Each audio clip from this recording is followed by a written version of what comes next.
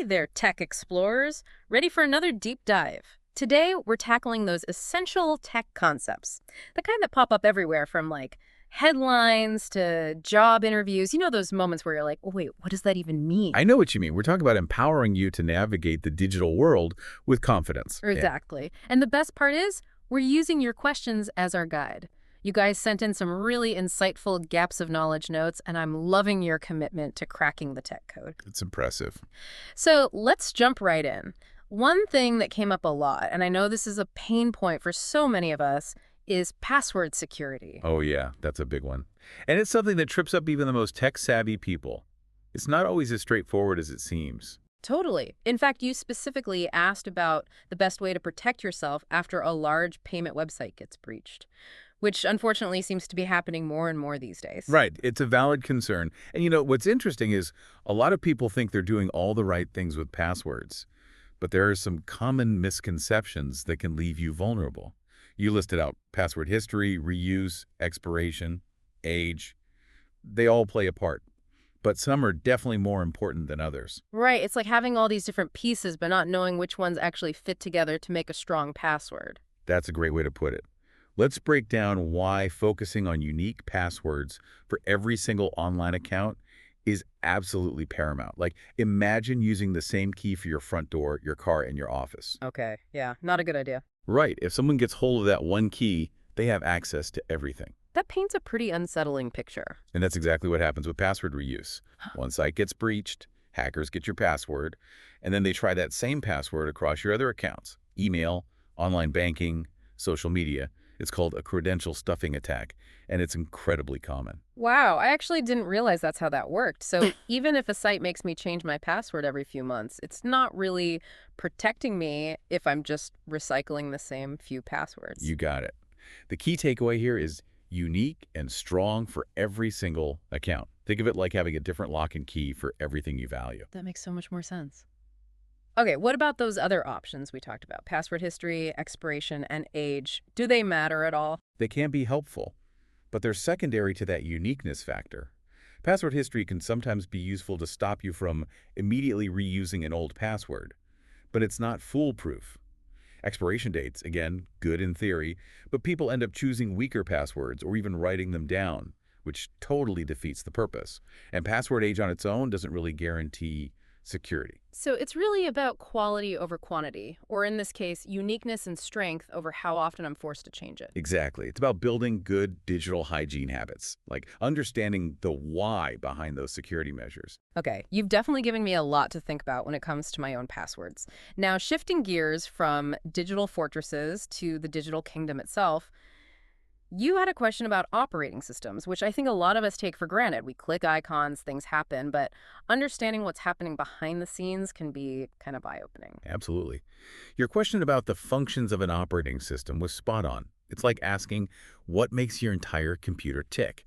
You're curious about things like system resource allocation, malware protection, user data encryption, all incredibly important functions. And your operating system is kind of like the unsung hero behind it all. Okay, so it's like the behind-the-scenes crew making sure the whole show runs smoothly, even if we never see them. Yes. And like a good stage crew, a well-functioning operating system is working tirelessly and makes sure your computer has the memory and processing power it needs to run your applications, safeguards you from malicious software, even encrypts your data to keep it private. Ultimate multitasker, right? That's a really helpful way to think about it. Suddenly, those update your OS notifications seem way less annoying. It's like a security upgrade for my entire digital life. Speaking of things that happen behind the scenes, let's talk about something that always makes me feel a little bit like I'm back in school trying to decipher a secret code programming jargon. I hear you. It can definitely feel like a whole other language. But just like any language, once you understand those basic building blocks, it becomes much less intimidating. You highlighted objects, methods, attributes in your notes. These are such fundamental concepts in programming, and luckily, they have some pretty straightforward real-world analogies. Okay, hit me with your best shot. I'm ready to demystify these terms once and for all. All right, imagine you're looking at a car. In programming terms, that car would be considered an object. Okay, so far so good. I can definitely visualize a car. Perfect. Now, that car has certain characteristics, right? Like it has a color, a make, a model, maybe a sunroof. Those are all its attributes, or sometimes called properties. In programming, attributes are what define the specific details, the characteristics of an object. Got it. So the object is like the overarching thing, and the attributes are like the nitty-gritty specifics that make it unique. You're exactly right. Now, let's say this car can also do certain things. It can accelerate, it can brake, it can turn. In programming, these actions are called methods. So methods are essentially functions that an object can perform. So if the object is a car, the methods are all the things the car can do, and the attributes are all the things that describe the car. I like it. You got it. And just like a real car can't suddenly sprout wings and fly, objects in programming can only perform the methods that are defined for them. Okay, that analogy really helps solidify it in my mind. So next time I hear these terms getting thrown around in a tech conversation, at least I'll have a mental framework to hang them on. No need to enroll in a coding boot camp just yet. Exactly. And you'd be surprised how far understanding those basic concepts can take you, even if you're not a programmer yourself. It's just about being able to follow along with the bigger picture. Speaking of bigger pictures, you also flag some really intriguing questions about data, which is something we all use and encounter every day. But your notes hint at some deeper dilemmas here, especially when it comes to how it's managed. You specifically mentioned companies using spreadsheets to store employee data. What's the big deal with that? It seems pretty standard, right? Yeah, you're right that spreadsheets are ubiquitous, and they definitely have their place. But when it comes to managing large amounts of data, especially sensitive information like employee records, they can quickly become a liability. You're kind of touching on this really fundamental concept in data management, the difference between what we call flat file systems, like your trusty spreadsheet, and relational databases. Okay, I have to admit, relational databases sounds a little intimidating. Is this where I need to brush up on my algebra? No, not to worry. No advanced math required. Hmm. Think of it this way. A spreadsheet is like a single table in a restaurant. It works great if you have a small group and everyone can fit comfortably.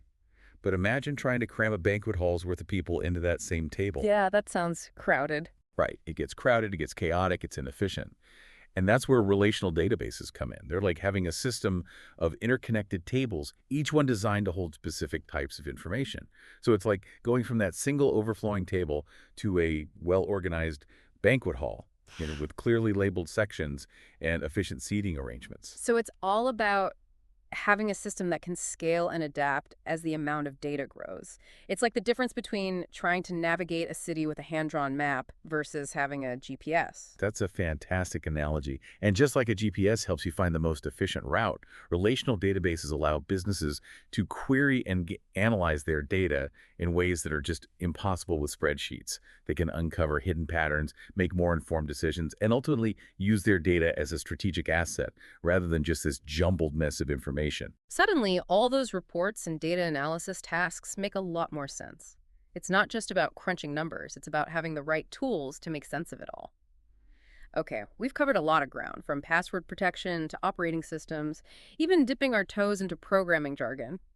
But before we wrap up this deep dive, I wanted to touch on one more thing from your notes. You mentioned confidentiality, which seems pretty self-explanatory, but I have a feeling there's more to it in our digital world, right? You're absolutely right. Confidentiality in today's world goes way beyond just keeping a secret.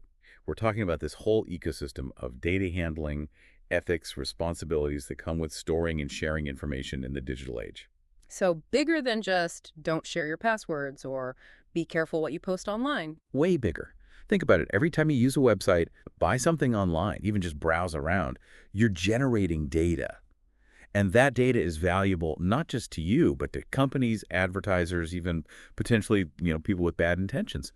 Confidentiality in this context is about making sure that data is handled responsibly, ethically, with the user's privacy in mind. Right, so it's like the digital equivalent of treat others how you want to be treated. Exactly.